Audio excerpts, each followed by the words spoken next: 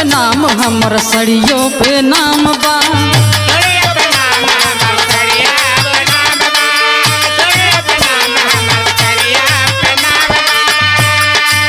उनके खातिर हमर जीवन तमाम बा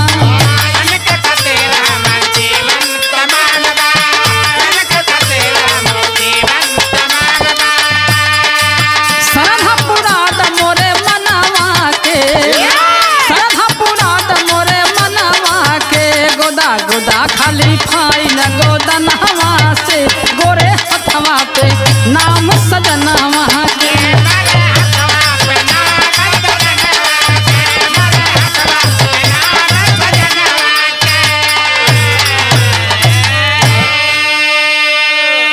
आई आप लोग के बीच में बाबा सुषमा सरगम जिला भदोही से और ये पूरी रिकॉर्डिंग कर रहे हैं हमारे बड़े भैया ओपी म्यूजिक स्टूडियो।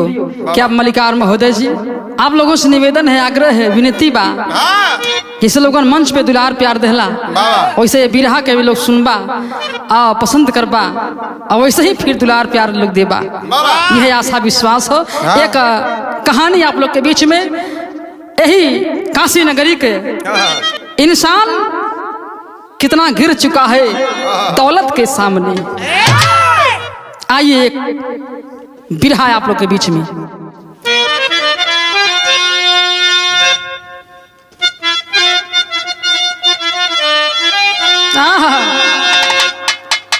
करो ना करम बेशरम बेहयाबन, दया भी दया के लिए भीख मांगे, लगाया नफरत का जिसके भी आका, खुद भी जलाओ सुन ले हो अभागे। बबुल वृक्ष में आम फलता नहीं है, फलता सदा सिर्फ पाओ गया है। संभल जा अभी तू संभल जा, मासूम का खून जाता न बाए।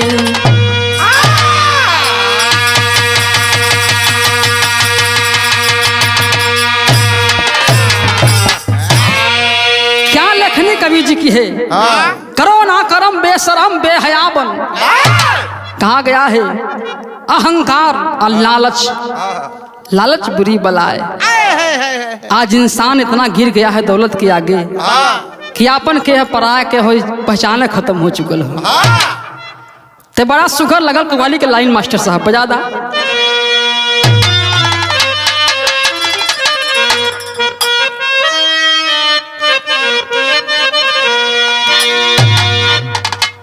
बड़ी पुरान कव्वाली है कि मेरे खून दिल की मेहंदी, मेरे खून दिल की मेहंदी, हाथों में ना लगाना रे। मेरे खून दिल की मेहंदी,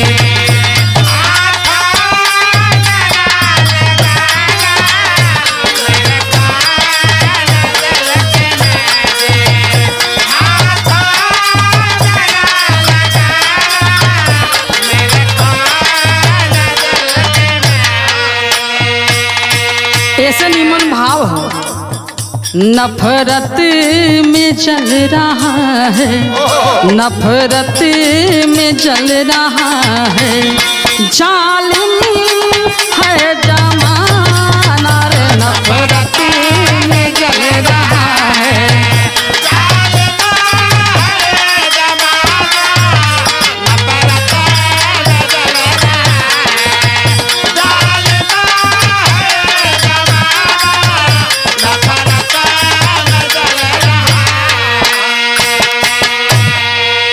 से बिरहा को शुरुआत हो गई। कहानी कहाँ से लिहल गई।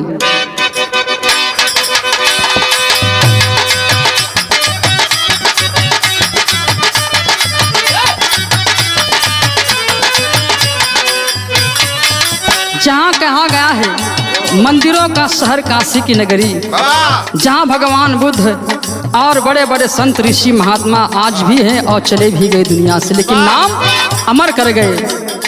कहाँ?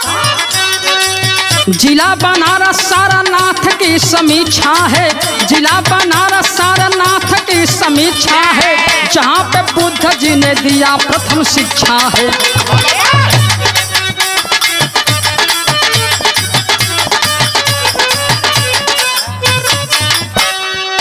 ग्राम सारनाथ की कहानी है ये। गांव कौन है?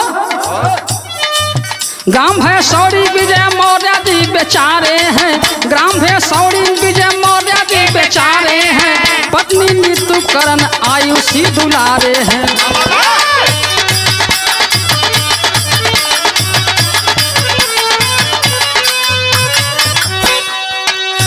आज तने ना लफड़ा भई, जैसे महाभारत का युद्ध भइल, खाली बस सुई भर नोक जमीन चाह ना धला पांडवन की। अब पांडवों की इच्छा थी बस 5 गांव मिल जाए हम संतुष्ट हैं, लेकिन सुई भर नोक दुर्योधन नहीं दिया। अब पूरी महाभारत हो गई। ये कलयुग में चचेरे भाई से जमीन का विवाद हुआ, चचेरे भाई से जमीन का विवाद हुआ, चुकाऊं बदला कैसे पंकज को विषाद हुआ।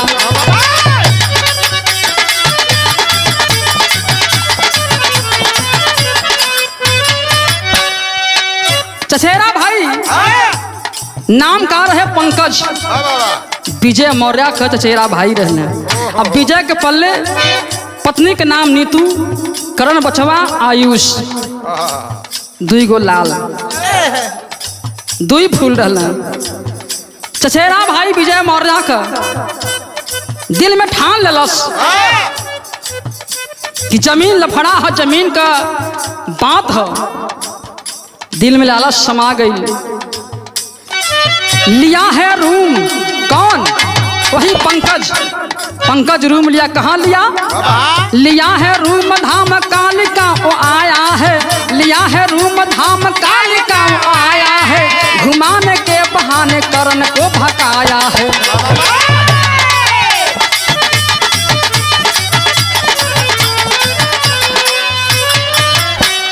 ये दुनिया में जर जोरू जमीन लफड़ाई तीनिया कह।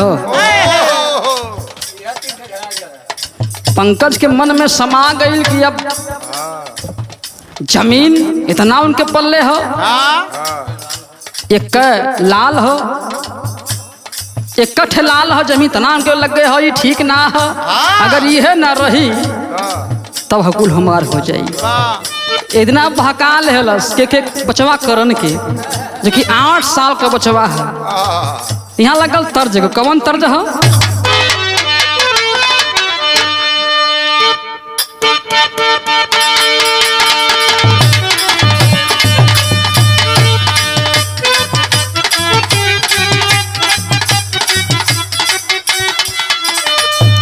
बड़ी पुरान गीत। 7 नदिया परवा से मोरी भैया अइला रे ना नदी,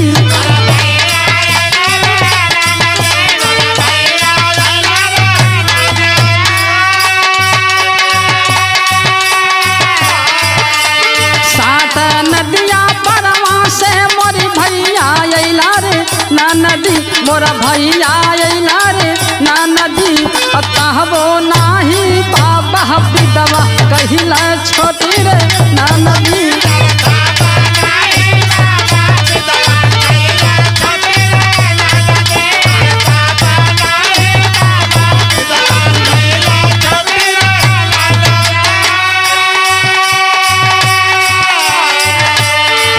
पंकज कहाँ आया है? कालिका धाम जो पड़ता है कमसेठी के बगल में, साईंपुर के बगल में पड़ता है कालिका धाम, जहाँ काली जी का मंदिर आज भी प्राचीन मंदिर है। वहाँ पे लोग बड़े बड़े लोग जाते हैं, मनौती मानते हैं।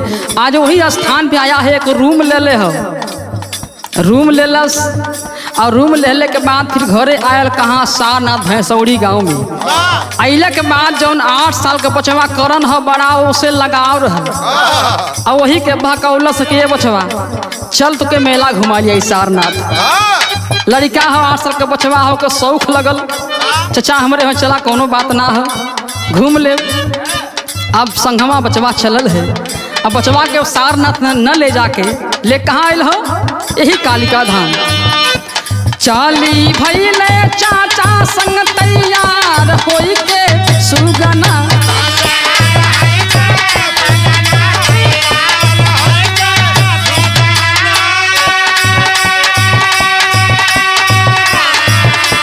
चाली भैले चाचा संग तैयार होई के सुगना, तैयार होई के सुगना। 8 जून 16 वाला साल सुनाए सुगना।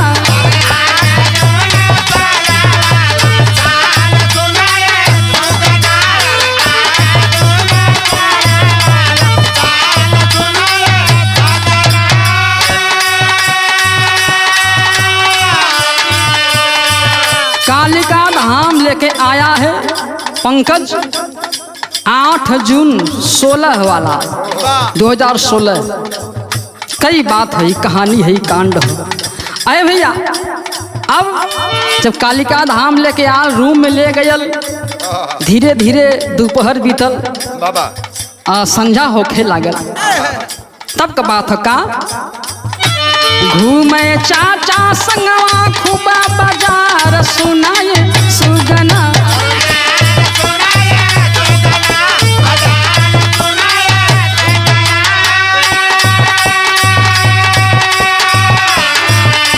घूमे चाचा संगवा खूबा बाजार सुनाए सुगना, बाजार सुनाए सुगना। भइल जाबा साँझ तब सुगार करे सुगना।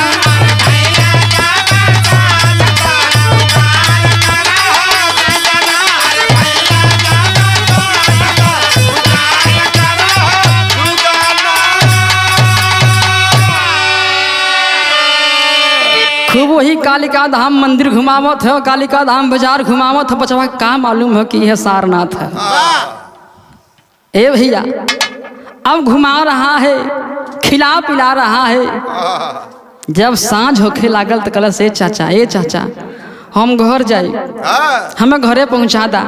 मम्मी रहिया देखत हुई है, हमें घरे पहुँचा दा। तब यहाँ लगल तर्ज भैल का आगे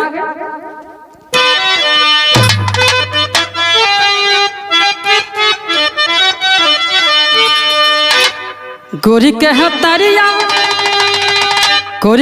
तरिया सासु दहिया जमावली, अमृत में नावली जोरनवा राधा कांधा मन मोह।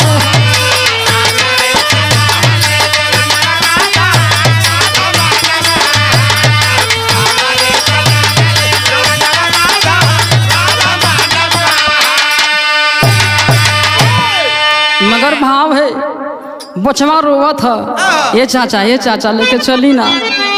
चला तानी घर कही कही खूब बहकावेला और रोवे लागल लाल पहले खाना खियावेला।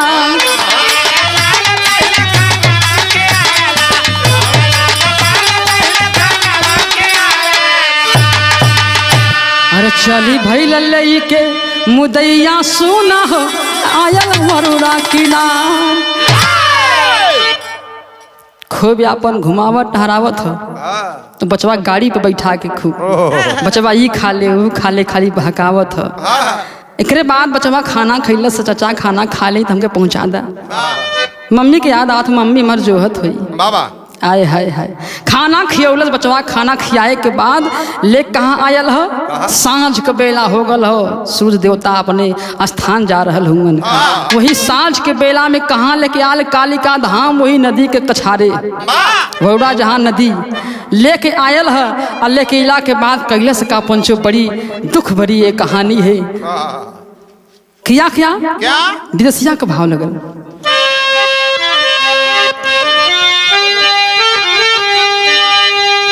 रोव घिघियाए लागल, रोव घिघियाए लागल बहिया में सुगनावा हो, काहे मारत बाटे चाचा कवन कसुरावा। कहला घुमा के खूब बेटवा ले आईब तोहके, अरे कुछ नहीं चाही पहुँचा दा खाली घरावा। जब गंगा नदी किनारे ले गल है तो पंकज बचवा के ले गईला के बाद एक थप्पड़ मरलस है। 8 साल के बचवा है, जब एक थप्पड़ गाले पर मार खैलस है, जिदिया आल कि ना हमें घरे लेके चला, बड़ा निहार लागत है। ये कहाँ चचा लेके अला हमके आए हा। जब इतना एक थप्पड़ जब मरलस रोवे लागल बचवा हो, और जब रोवे लागल तो कलस चाचा हमें कुछो ना चाहिए, हम कतही ना घूमब, हमें कौनो खिलौना ना चाहिए, चाचा हमें घरे पहुँचा दे, काहे मारत हुआ, कौन कसूर हमारा चाचा हो जब मारत हुआ। आए हाय पापी को तनिक भी दर्द नहीं आया। किया क्या, अरे ताबाले पटाकी नीचे, ताबाले पटाकी नीचे चढ़ी गई छाती आप, भयल सहाया वही रेता में दुलरावा। पटक करके छाती पे सवार हो गल, लगल अपना पैर से सीना के दबावे हो। बचवा रोवा छपटिया था, लेकिन कोई सुनने वाला नहीं, क्योंकि रात की बेला धीरे धीरे होने वाला है, शाम ढल चुकी है। आज रो रहा है, कलप रहा है, लेकिन तनिक भी दया नहीं आई। यहाँ भाव बदल गए मास्टर साहब।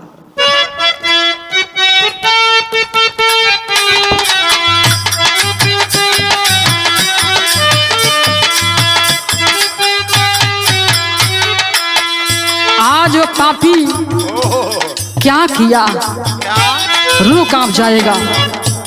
कावने करनवा जोगिया जोगा वारा मावा नयर जोगा,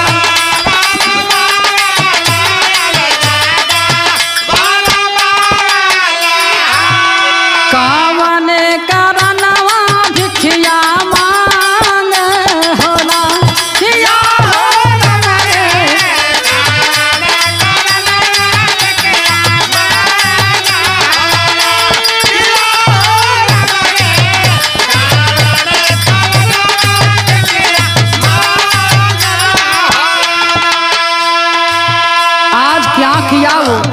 लेकिन नहीं सुना पापी है का हुआ दिया रे,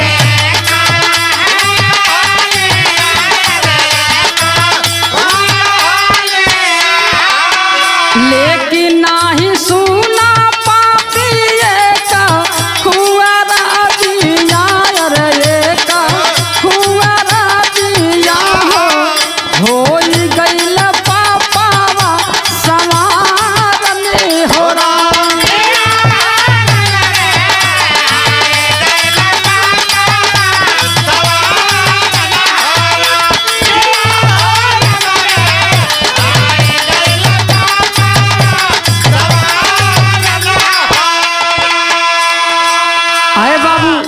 क्या छातिया पे चाढ़ी चाढ़ी दाबे लासु गानावा के गाबे,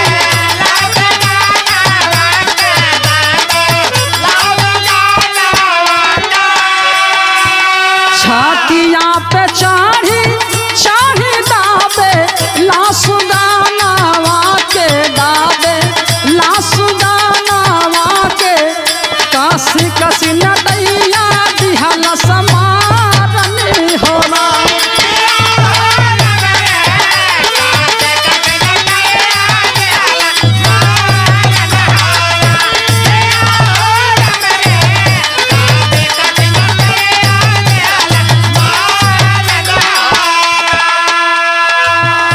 इधर घर वालों को इतना मालूम है कि पंकज के साथ गया है मेला घूमने, अभी तक घर नहीं लौटा है। बेचारे विजय मौर्य जी और उनकी औरत सोच रही है चला संगमा पंकजा न आई लेके देर सवेर। केहू का पता है कि बचवा उस सुगना दुनिया में ना रही। एहर कालिका धाम वही नदी के तीरे बचवा के नटई खस के मुआ देलस हो। 8 साल का बचवा फिर कैला से का बोरावा में भारी लाशा गाड़ी दिहल सरेतावा ले गाड़ी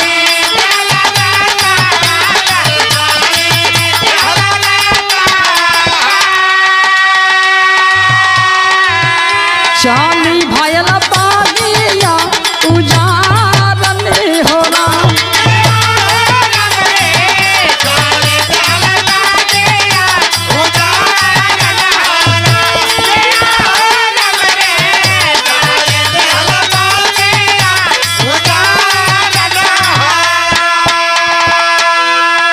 एक बोरा में संग में बोरा लेके आयल रही वही कल प्लांट रहबे करा। घर में बड़ी है हमरे विजय मौर्य जी के लड़का यही के मार दे पूरी संपत्ति अपन हो जाई। बोरा में लाश के कस के आ वही रेता में गाड़ देलस। आ गड़ले के बाद पंचो धीरे 3 घंटा बीतल है तब भइल का यहाँ टेरी के भाव है।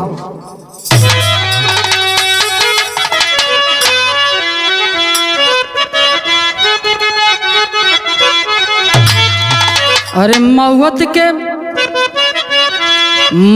भी थर थर कांपे मौत से, मौत भी थर थर कांपे मौत से, लक्के दरिंदगी भी दरिंगदी से हाफे।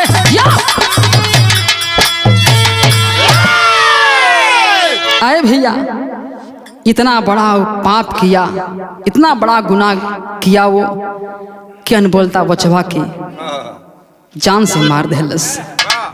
ऐसे ऐसे धरती पड़े हुए हैं। अब भइल का यहाँ लगल एक हो आखिरी तर्ज हो।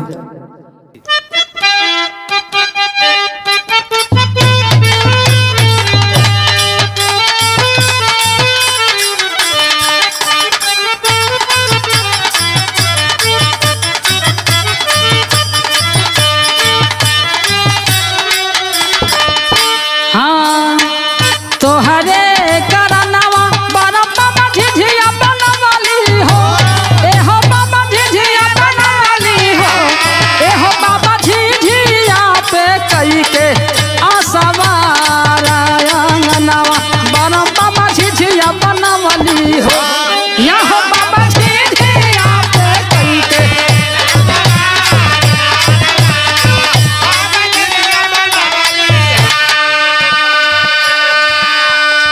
फिर कैला से का लाखा जतनवा कवनो करी तकरनवा हो, अरे राम करी तकरनवा हो, अरे राम बादले ना विधि का विधान अंगनवा तोहरी सुन हो पैली ना यहाँ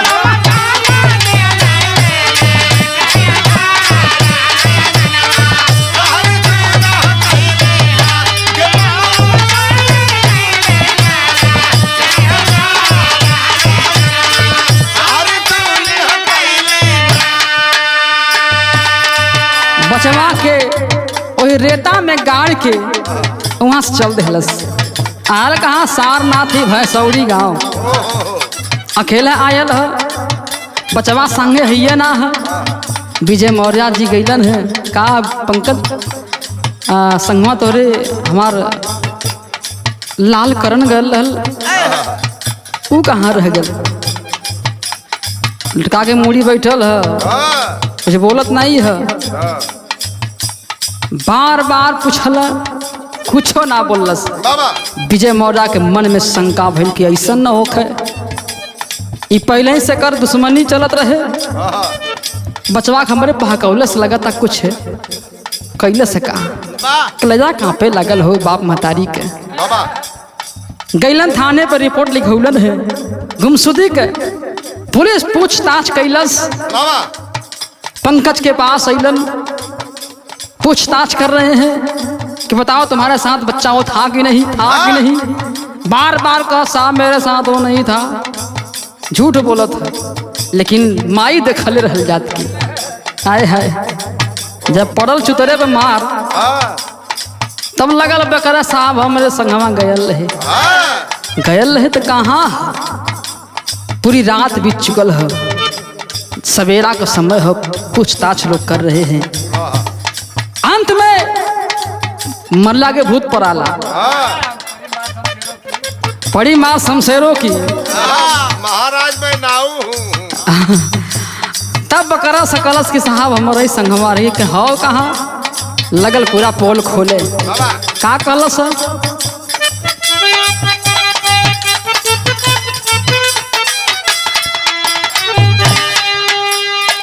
लाठा जतनवा करिता कवन करनवा हो, या हो राम करिता करनवा हो। अरे राम बादले ना पीढ़ी का विधान आंगनवा, तोहरी सुन हो कैली माँ।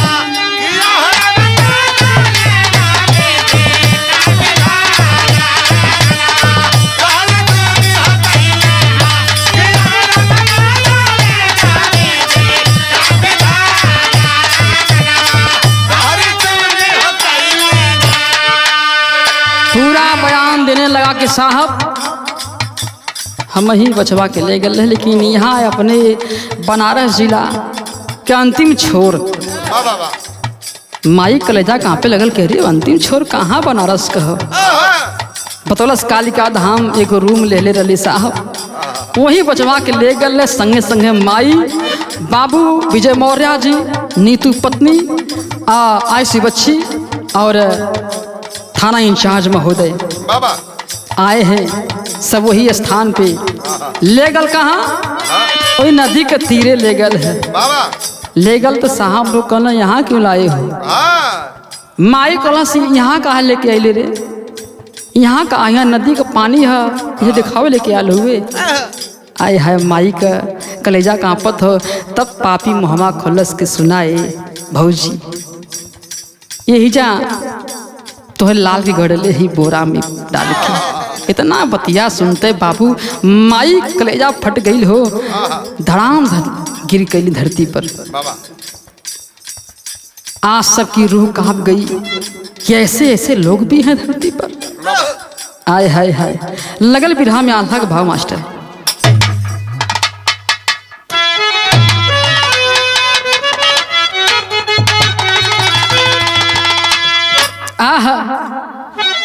आज बोरा बाहर निकालल गयल है, ये पंचू नदी कछार है, इतना कीड़े मकोड़े हैं।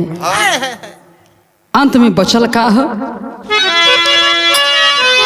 खुलल जब बोरा माई, खुलल जब बोरा माई, बाबू के समहनवा पंचू।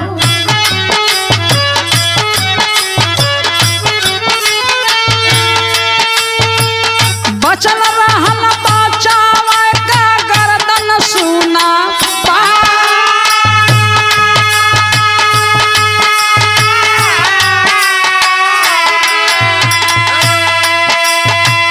गैली पहचान माई लाल का सयटवा पंचो। गिर गैल बोरावई पे होई के बेहाल।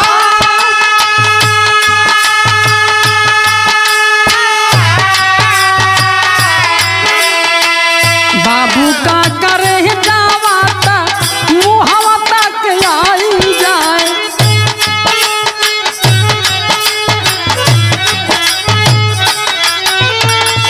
बाहिनी आयुषी रोवे सुना बेला खा।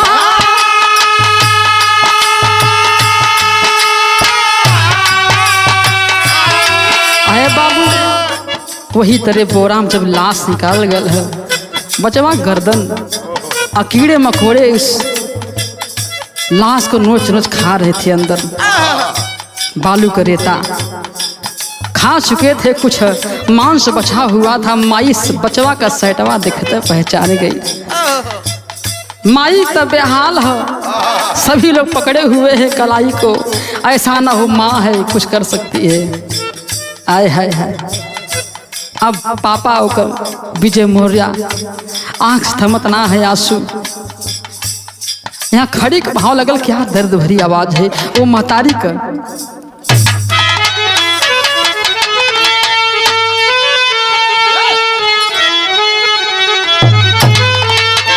कबले बोला हर इंसान के मोरा भैया सूझी, कमले नफरत का यज्ञा कार्य जैसे बुझी।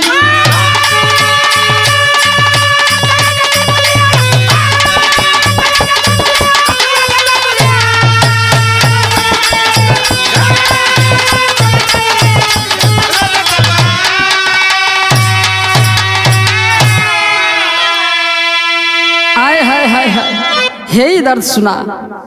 जवने हाथे बाबा रोज खियावत रहला खानावा, अब वही हाथे चलना जबकि देवा अग्नि दानावा।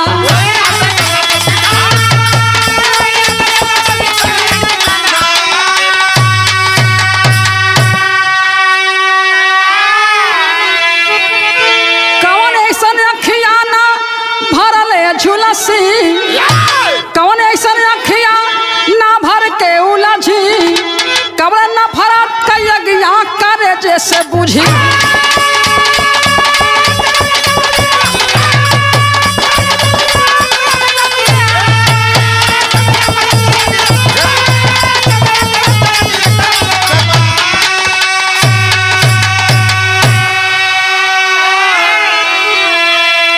आज भी वो पंकज हत्यारा आज भी जेल में है, सड़ रहा है।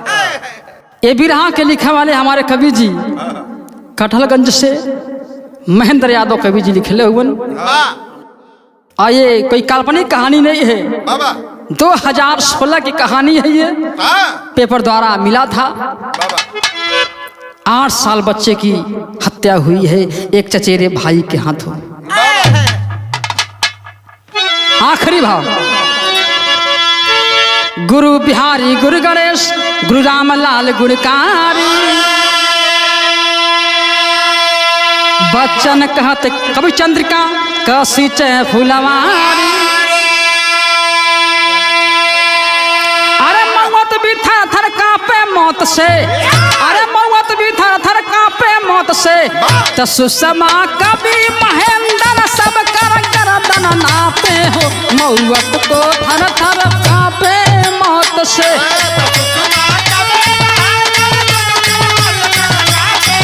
मौत भी थर थर